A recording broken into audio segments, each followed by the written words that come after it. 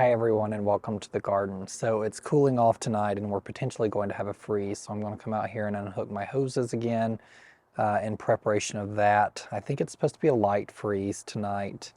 The weather's changed a little bit. Originally at the beginning of the week it said it was going to be potentially down to 27 and now it says like 31, and that'll be like just not very long in the morning.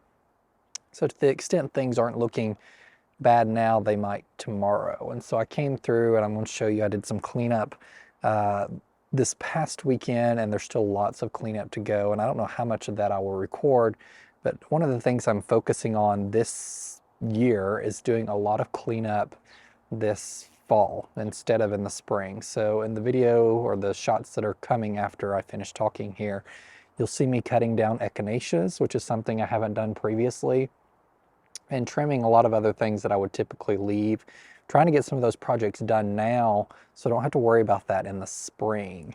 And also echinaceas are great for the birds to leave over winter. However, in my experience, they have been self-seeding really bad in my garden. And when echinaceas self-seed, they tend to not come up the variety that you chose to pick in your garden.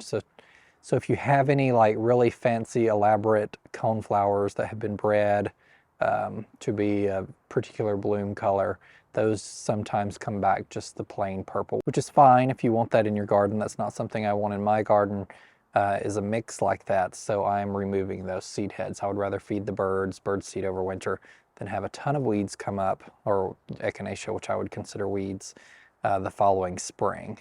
So that's one of the reasons you see me removing the echinaceas. And otherwise, we are about to get just really going on cleaning up. I have a few more plants coming.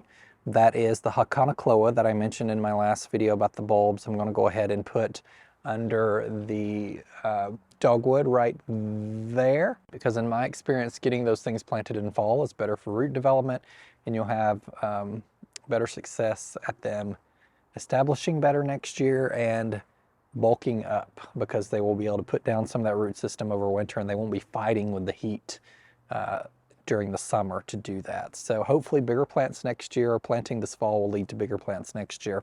Also getting some more of the blueberry Ajuga in, which is the Ajuga right here next to these steps. It's a patented variety. I don't know how new it is, but I really love it because it has really vivid bluish color blooms in the spring, and it'll form a nice dense ground cover, so I don't have to mulch as much in certain areas of the garden. Some people don't love Ajuga. I tend to think it does a very good job at what it's intended to do. Now, if you add Ajuga to your garden and you don't intend it to be a ground cover, you're going to get a ground cover. That's just how it operates. It spreads pretty quickly, but I haven't found it to be terribly unmanageable. So it's creeping Jenny, in my experience, would be much worse to add to your garden, and it's much more difficult to manage, I think, than Ajuga might be. But to each their own. Really depends on your soil type, how much irrigation you're giving it, and that type thing. So I will show you an overview of what I did right quick. So here's just a general overview of what it looks like. Really not a whole lot to see here, but this is a good opportunity for you to evaluate winter interest in your garden. So I do leave up my hibiscus here. They will stay over winter, and then I will cut them down in spring. Hibiscus stems are hollow, and so one of the reasons I do not cut mine in winter is because water can get into those hollow stems, freeze, and cause damage to the crown of the plant. So I leave them standing over winter. After all the leaves fall off of them, they can look a little rough. So it's not the prettiest thing, but it is winter interest and structure. And so the other things I have, I'm leaving my grass standing. This is lemon squeeze. This juniper has doubled in size this year. I was really impressed with the growth it put on. And then we have a few shrubs that will lose their leaves, of course, after we get a seriously hard freeze. So that may be this week. But you see I have the boxwood here. Do have a small boxwood tucked up front here. This is one of the ones that I got tiny plugs of from a garden sale earlier this year, discount plant sale. This is a 𝗣𝗟𝗏𝗘𝗢, Steady Eddie. It will eventually It's going to take quite a time, but it'll get 3 to 4, 3 to 5 foot tall and wide here and kind of fill this space. And so until Steady Eddie does that, we have several coneflowers and other perennials planted around there. Last year it got eaten to the ground pretty bad by rabbits or squirrels, and it's come back and put much better fight this fall. And so I'm going to try and give it some protection so that doesn't happen this season. Typically I'm not as fussy about plants and just let them do their thing, but I want to protect these small things that I planted so they can put some bulk on next year. And then we have another boxwood. This is a Little Henry, I think, Itea. The fall color is really beautiful, you can see there. And then the Climbing Rose, which also looks really great right now. This is Rise Up Lilac Days, and this was a 4-inch container at the beginning of the spring. And so you can see it actually put on a ton of growth. It's climbing all the way down the fence to here, and if I was to measure it, it probably put on 6 to 7 feet of growth, which is really great. It's done better than the other climbing roses I got to put on the arbor up there at the front, and this moon gate right here. And so the Rise Up Lilac Days, at least the lilac version, there's a whole series of them, tends to be a really vigorous grower. So that's really exciting. And then we just have another boxwood right here, and then that tiny mini juniper I installed over here. This is a really different looking space after I removed all of the Nepeta that was right here, that 𝗟𝗓𝗦𝗓 species variety. So this is what it's going to look like in winter pretty much. And it's one of the reasons I kind of put that boxwood topiary there just to provide some interest. We do have a tiny grass over here. I can't remember the name of that one, but it has really beautiful fall color. And you can see that that's going to be a really nice kind of winter interest. I'm sure it'll turn brown, but it'll also be a little wispy texture here in the garden. Then we have some roses back here that the leaves will obviously fall off when it gets a little colder, and some more evergreens in this area. All of these brass buckle ilexes will keep their leaves and be this nice yellow color, at least for most of winter. I did have a few of them die last winter, but they were really tiny, pretty slow to get started, but these were tiny, tiny plants, 4-inch containers. Last fall when I planted them, they did bulk up a lot this fall and put on a lot of new, beautiful yellow growth. You can see the old growth in here is a little more green. The more sun they get, the more yellow they become. And I really love this one as an option in the garden. And I've just kind of created a river of it here. So eventually they stay really tiny. So maybe they'll eventually touch one day and just kind of be a nice texture and colored foliage there in winter and summer, a little river flowing through the garden. And that's about all I got to the other day when I was out here cleaning up. There's lots of cleanup to do still, and the next area I will be focusing on will be this one. I'll probably come through and remove all the weeds, and then we have lots of roses that I might come through and trim back a little bit. I may not focus a whole lot on trimming these roses back this year.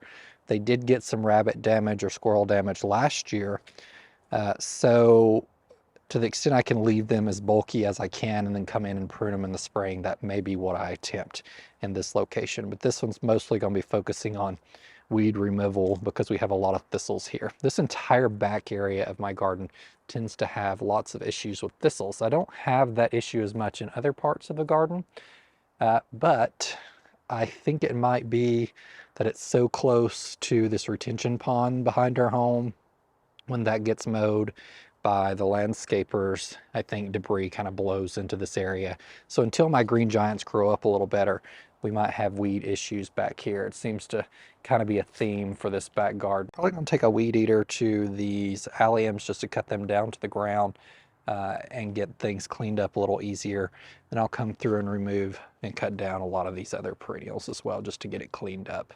Then we're going to work our way around. We got all of this to do, and then I got to go up here. There's a lot of tiny weeds in that bed, and we'll work our way all the way around the house. I'm going to cut back this limelight at least and start limbing it up. I may leave some of the bigger blooms, but for now we're going to focus on starting to train this into more of a tree, multi-trunk tree form, so I can have nice stuff growing under it and this rose growing along the moon gate here.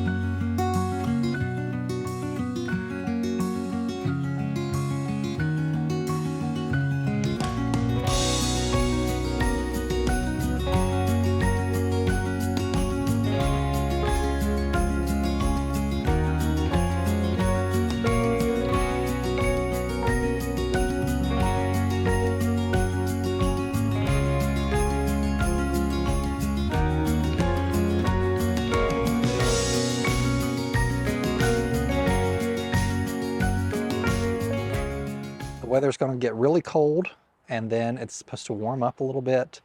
So this last week, I'm going to try and put in a lot of, there's not much time I can put in after work. It's not quite after 5 o'clock now, and the sun's already starting to set a little bit. But I'm going to try and get as much done as I can so I'm not working out here in the cold.